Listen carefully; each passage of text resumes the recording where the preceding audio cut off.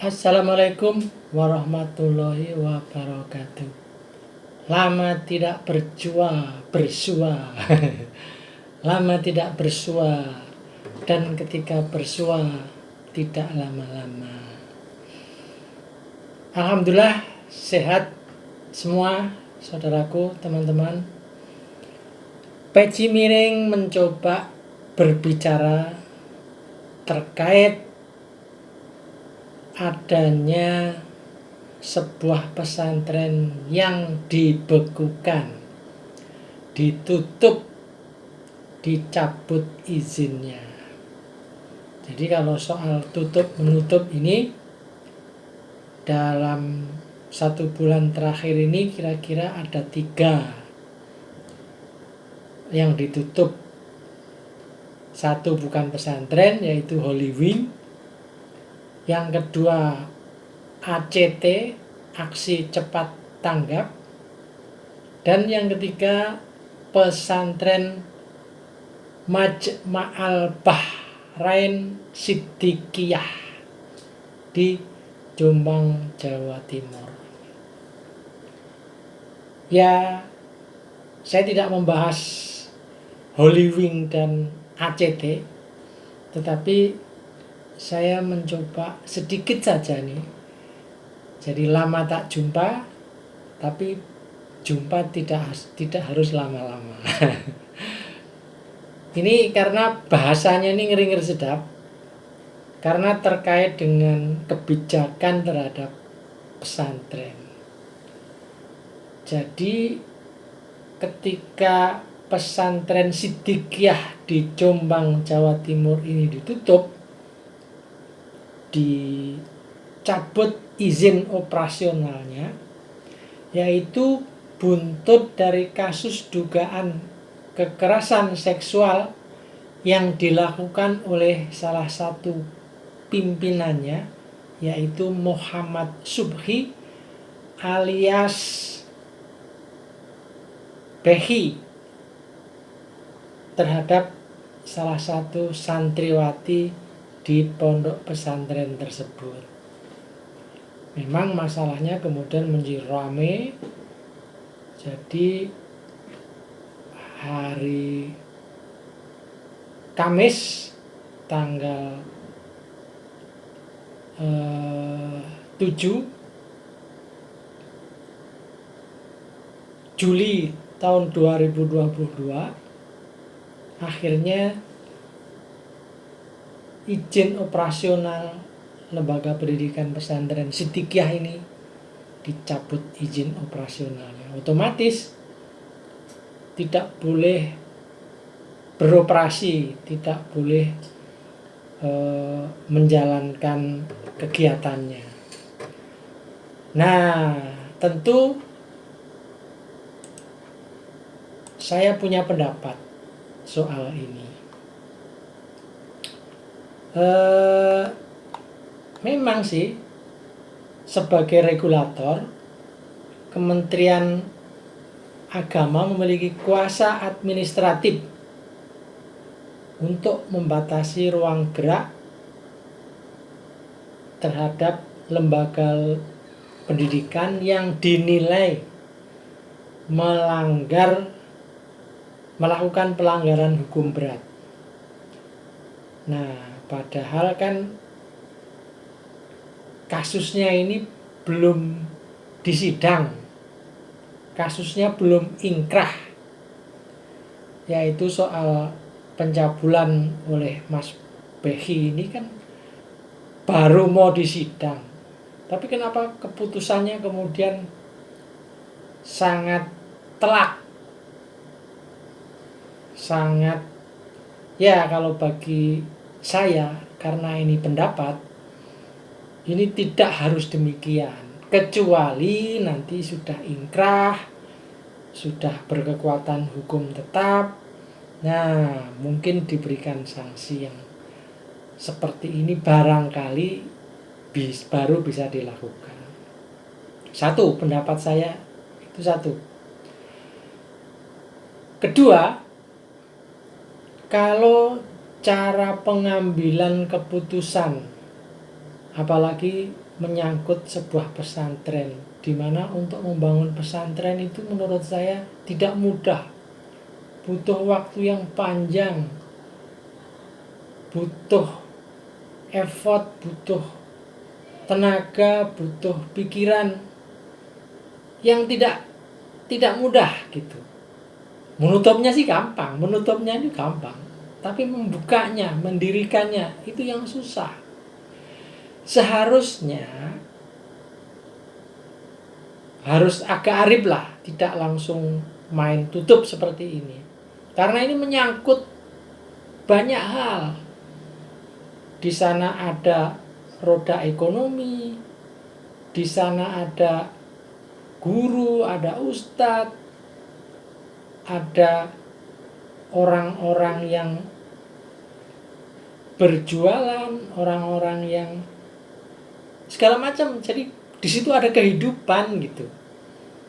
Nah kalau langsung ditutup begini kan, ya otomatis kan berdampak kepada banyak hal gitu. Nah kalau menurut saya, katakanlah siapa yang bersalah itu yang diamputasi kalau memang itu bersalah. Diamputasi termasuk siapa yang menghalang-halangi dalam proses penangkapan Mas Behi kemarin misalnya. Ya itu kemudian diambil tindakan hukum, boleh. Nah kalau kemudian yang semua ditutup kan pesantrennya menjadi roboh namanya.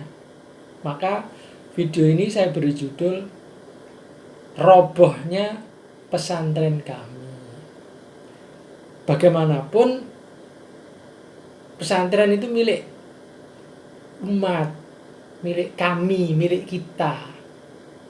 Jadi bukan hanya milik Depak. Dan saya kira kontribusi Depak juga dalam katakanlah dalam memberikan bantuan, dalam memberikan pengawasan dan lain-lain mungkin juga tidak terlalu besar. Mungkin tidak terlalu besar. Tetapi begitu surat keputusan ini turun, waduh, roboh langsung itu. Ibarat ada segerombolan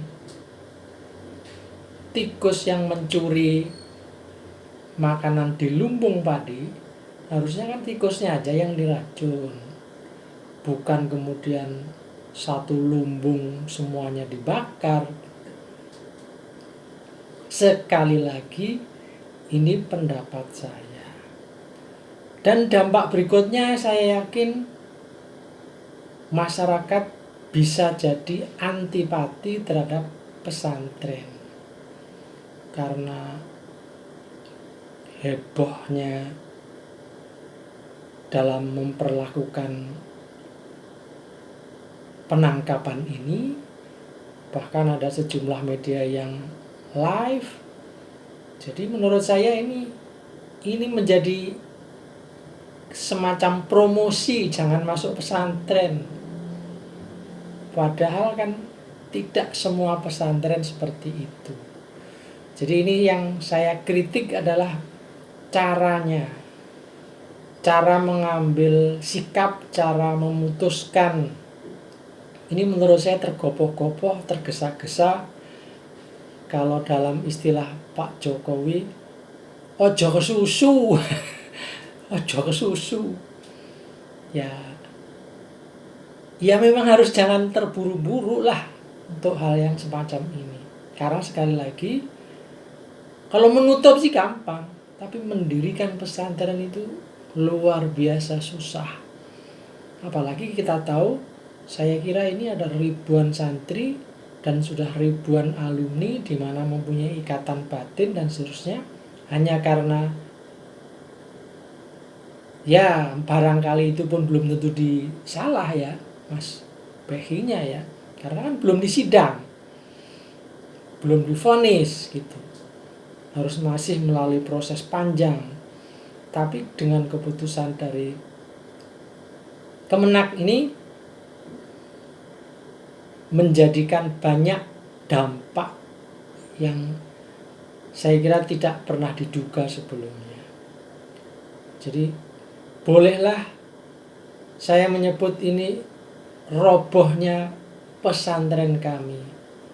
Ini baru satu begini nih. Ya, saya curiga ada orang-orang yang memang sengaja tidak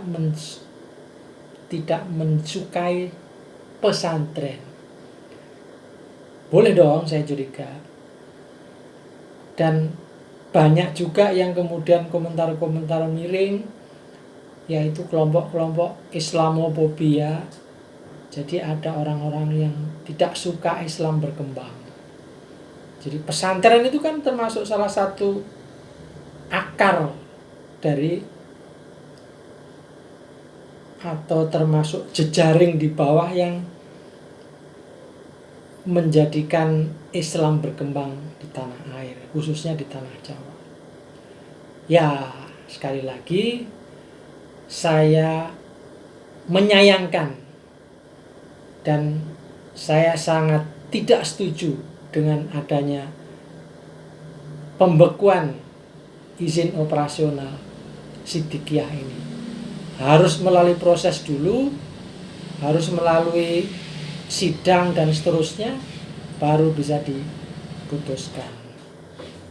Jadi saya kira ada beberapa hal yang mesti kita pikirkan ulang kelak, khususnya bagi Kemenak ketika mau memutuskan untuk mencabut izin operasional dari sebuah lembaga pendidikan, khususnya pesantren. Saya kira itu pendapat saya, saudara-saudara. Moga-moga bermanfaat, moga-moga bisa menjadi renungan kita bersama, dan saya tidak menginginkan robohnya pesantren akan terjadi lagi. Dan ini saya kira harus menjadi peringatan untuk kita semua bahwa ini harus terakhir. Tidak boleh lagi ada model menghukum dengan cara seperti ini. Saya bukan siapa-siapa. Saya hanya masyarakat muslim biasa. Saya tidak ada kaitan dengan Siddiqiyah. Saya juga tidak ada kaitan dengan siapapun. Ini hanya opini pribadi. Semoga bermanfaat. Saya Peci Miring Ahmad Bahar. Assalamualaikum warahmatullahi wabarakatuh.